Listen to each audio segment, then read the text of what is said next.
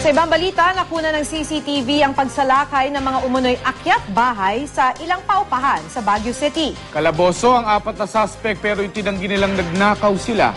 Makibalita tayo kay Joy Segi ng GMA Dagupan. 16 na CCTV camera ang nagsisilbing bantay sa mga kalsada ng Barangay Palma Urbano, Baguio City. Kaya ang ilang beses sa pag-atake ng 4 na umunoy mga akyat bahay nabisto.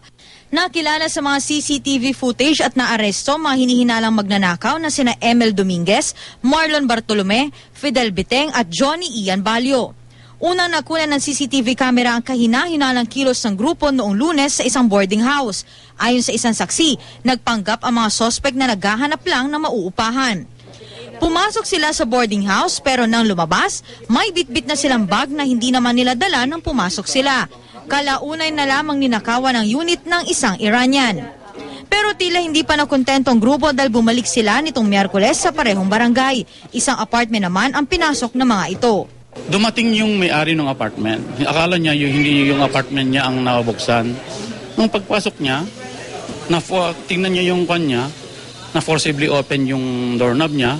Yan tingnan niyo yung mga cellphone niya, si Mr. Antonio Kiwas ito. Nawala yung cellphone niya, yung cash niya nakuha. Then after which, yung pala yung mga nasalubong niya.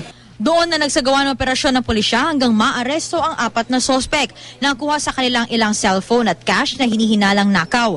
Pero tinanggi ng mga naaresto na magnanakaw sila. Kasi yun, sinamahan namin yung kasama namin na maghanap ng boarding doon. Kaya yung pinuntahan namin may nakusap kaming tao doon. Kaya nang pagbaba namin,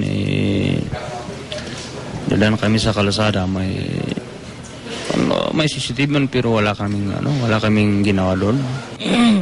Pira ko yan, iniipon ko yan para sa